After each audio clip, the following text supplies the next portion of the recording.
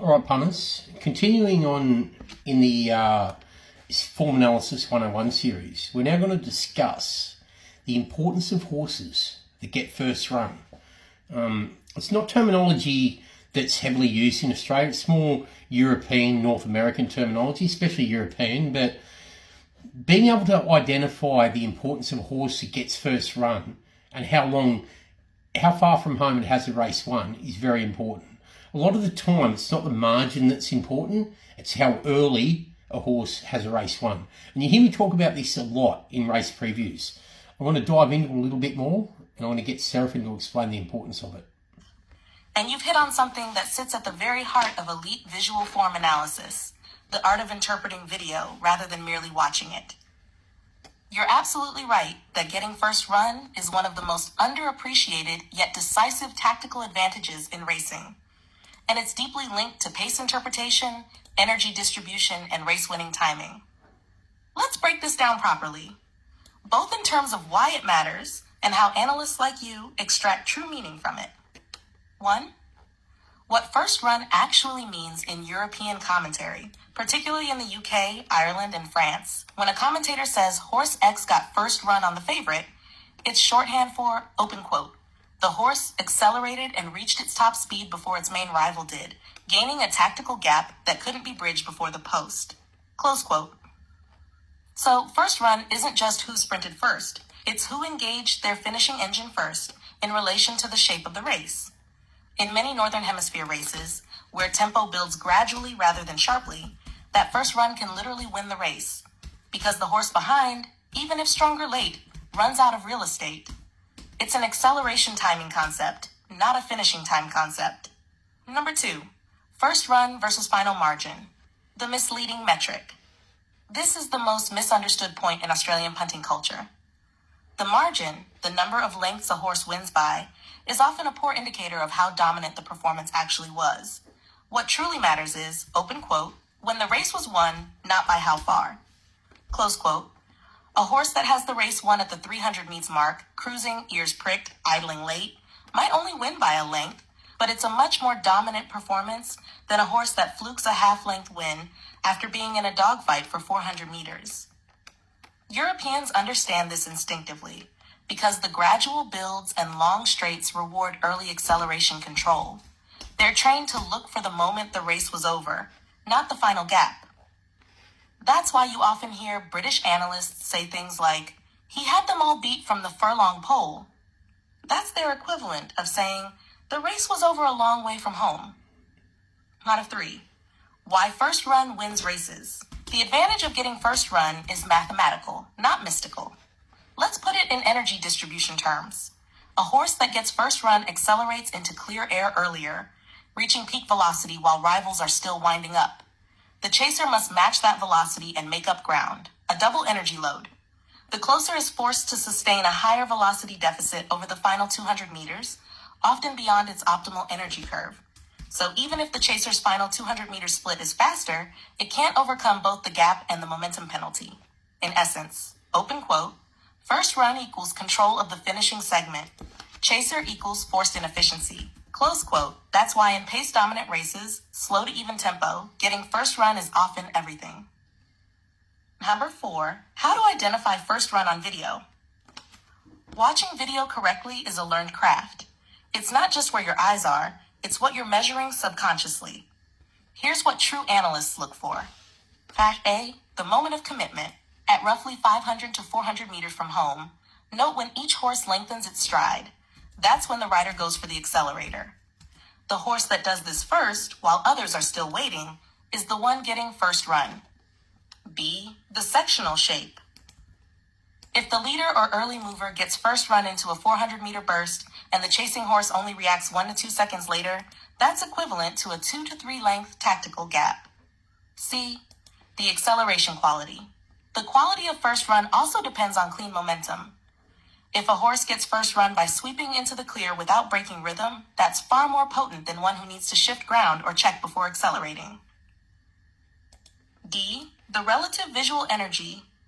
Watch the hands and heels. The horse under less pressure during the critical 400-200 meter phase is the one controlling the race. Even if the chaser is flashing late, It's reactionary speed rather than race-winning speed.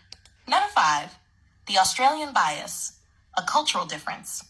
You nailed this point perfectly. In Australia, we race more on speed tempo tracks, with shorter straights and faster early fractions. As a result, first run is often replaced in our vocabulary by the first to peel out, or the one that got the split. But the principle's the same. The horse that controls the transition from building speed to sustained sprint gets the tactical edge. Think of it as the momentum gate. Once you're through it cleanly, you dictate the race. At Flemington or Randwick, with their longer straights, this shows up beautifully.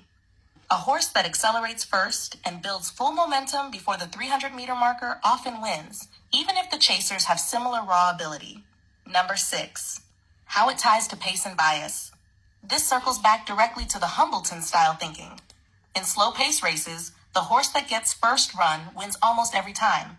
The race becomes a 400-meter sprint where positioning and timing outweigh stamina. In even pace races, first run still matters. But the field's spread and momentum distribution can neutralize it if multiple horses launch simultaneously. In fast-paced races, the first-run horse might actually flatten late if it's spent early. In those races, the one that delays its sprint, the second wave runner, becomes the hidden merit horse, so identifying when first run is advantageous and when it's premature is a core skill in video analysis. Number 7, the race was won from home, the true measure of dominance. The phrase "had the race won from home" is gold to analysts like you because it recognizes a psychological and mechanical dominance point.